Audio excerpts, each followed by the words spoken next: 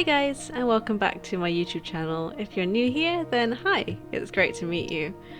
So for today's video, I'm working on a mini commission. This is little halflinger horse done in alcohol markers. So it's kind of a process video as well as a bit of a story time, because I wanted to talk to you today about something that there's a reason why I'm doing this halflinger commission, and it's when things kind of go wrong as a full-time artist. So what I mean specifically is that this is actually a redo of a commission that I did some weeks ago. I actually completed, or actually did, a series of mini commissions which I still have open, I still have available in my shop, but I did a kind of release of slots just to make a bunch available. I had some time, I had some extra time to do some commissions, so I thought I would open up a bunch of windows for people to kind of book in their commissions, and this halflinger was one of them. And it was super fun. I was really proud of the original design that I did. Got it completed, got it posted out, and thought nothing of it really. Then it must have been about a week ago, the person who ordered from me, lovely person on Instagram, contacted me saying, is there a reason why it might not have arrived yet? And I was there panicking because they're only, they're international, they're not in the same country as me, but for a commission to take almost a month, 2 months, it wasn't even okay, so I hadn't sent it tracked post or anything, it was a standard letter, but even as a standard letter it should have only taken about a week, if that, for it to arrive with my customer. And my first kind of thought was, oh my god, I spent this time doing the commission and I've really let this person down. They were so kind, so kind of understanding, and I was just, how do I deal with it really? Now I know that it's kind of worst case scenario for a lot of artists is making something like a commission like this and sending it out and it not arriving with the client, and it's just a horrible thing to happen, because you put the effort in, you put the time in, you make the piece of artwork and it doesn't arrive. And essentially what I want to tell you is how I dealt with it and how I recommend dealing with it and how I'm going to change things in the future. So first and foremost, I could have said, sorry, not my problem. I could have said, not my problem, I don't want to help, I can't do anything, I've posted it, it's out of my hands, out of my control. But I don't feel like that's the nicest way to go about it. It's valid, you can have something on your terms and conditions that says as soon as you've posted something, it's outside of your control. Because ultimately you don't know why that piece of artwork went missing. For example, did the client provide you with an incorrect address? Was there something wrong about the name, for example? Something as simple as that could have caused that piece of artwork to go missing. I mean, I always leave, I think it's a requirement for my country anyway, to put the return address on the envelope. So, if it didn't get delivered, then it would just come straight back to me. So I suspect that this was more of a missing envelope kind of situation. It might be stuck in someone's van somewhere. It happens a lot, and I've dealt with it so many times as an artist with prints and stickers. More often than not I just go, okay, my bad, I can send you it again and hope for the best this time. It's not ideal. I'll give you that, because ultimately it's a loss of money. It's you're paying for shipping again. If you've got a product, for example, print, stickers, all that kind of stuff, that's revenue that you're losing because you're having to send out a duplicate. But it's a part of being an artist, it's a part of having a business. It's that you do kind of have to suck up those expenses sometimes, and as much as it does suck, you have to kind of absorb it and accept it, and unfortunately it's just a part of the process. When I set up the commissions, I said this is standard mails included. It's you can purchase tracked postage afterwards if you wish to kind of expedite it and keep it registered or whatever, so that it's kind of it's kind of tracked in transit, or not tracked, but at least registered to say that I've posted it, it's there, and it's, you know, it's got a little bit of insurance on it as well, just in case it does go missing. Or if it does go missing, it doesn't tend to go missing, it'll just come straight back to me because I've got my return address on it, all that kind of stuff. But what I decided to do was I simply suggested to my customer, saying, look, I am more than happy to redo this commission for you. It's okay, you know, it was my fault for not sending it registered first. I took that responsibility and I said, look, I can do it again. I'll do it for the, you know, it won't cost you any extra, but I will send it standard again unless you want to chip in and contribute the difference between standard mail and registered mail. And when you make that kind of offer to someone, more often than not, especially if it's not that much extra, your client's going to be like, do you know what?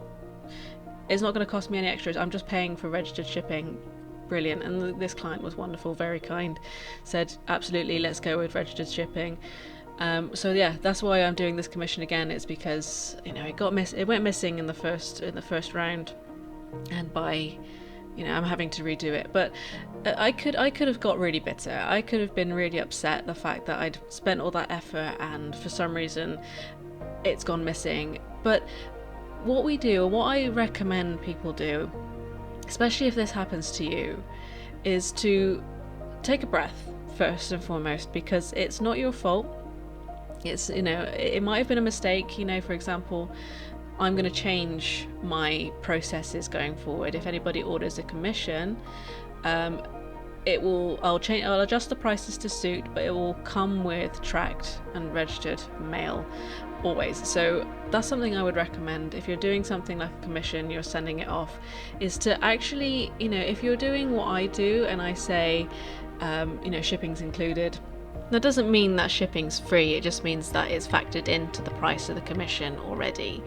Now, I think going forward, that's what I will always do, is have registered shipping included. You know, it's no ifs, no buts, just because it protects me as the artist. The last thing I want is to, you know, make things cheaper and send everything by standard because it's more affordable for the client, only to have that, you know, that artwork go missing regularly. You know, the more it happens, the more I go, oh, you know, I'm going to have to redo this, I'm going to have to send it more, and ultimately it costs you more in the long run. And it doesn't have to be that much more expensive. For example, these dinky commissions, I think the difference between registered mail and standard mail is something like €5. It's not a lot, and all you have to do is bump the prices up by €5. Sure, it looks more expensive, but ultimately you can factor that into the value of the commission. You can say, you know, your print or your commission or your piece of artwork that I'm sending your way comes with included, it's the tracked shipping, and it just gives that customer a peace of mind. And, you know, I think that you can go about it two ways. You can say, do you know what, from now on I'm only ever shipping commissions or important pieces of mail by tracked or registered mail, whatever it is in your, you know, in your country.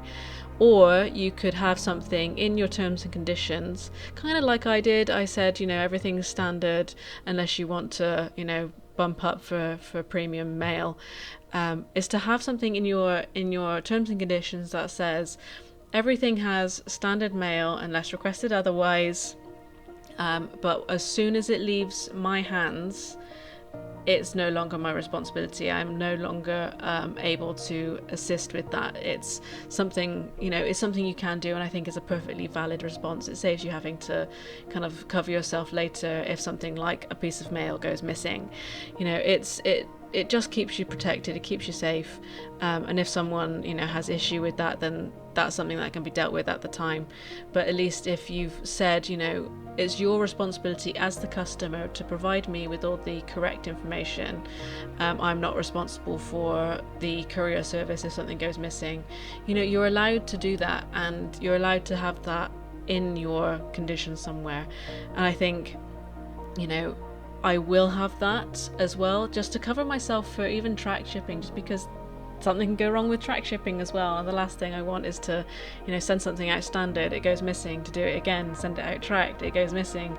You know, there is a limit. There are only so many times you can go and be generous and say, okay, I'll do it again, I'll send it again. So do take that into account, factor it in. It's always worth to have factor in any potential, breakages, spillages, expenses, kind of like that kind of thing. You're gonna have to take that on the chin sometimes, but you don't have to do that all the time. If one person, for example, has been particularly difficult, I'm not saying that I've ever experienced that at all, but if they're saying, oh, it's gone missing, and you send it again and it's still gone missing, and then it becomes a whole other ordeal, and I would probably just like cancel the order and give them the money back at that point, just because there's only so many times you can deal with someone who is being particularly difficult before you go, okay, I need to stop. But in this situation, it wasn't the case. I will do things differently going forwards. I will make sure that important mail always gets tracked shipping. I will give people the option if they want to go with standard, but I think that with the amount of times that recently I've dealt with standard mail going missing, it's just not worth losing the money over. Ultimately, it cost me more to have to redo it and resend things anyway than to just like ask them to pay for standard mail. Sorry, ask them to pay for registered mail. Anyway, so yeah, that's kind of the situation that this little halflinger is involved with. I'm very glad to be able to send it out properly this time. Very much hoping that the client gets it and is happy with her purchase. So yeah, that's my story. Thank you so much for watching, and I hope you enjoyed. Do consider subscribing, hit that thumbs up button, and I can't wait to see you for the next video. Goodbye, guys.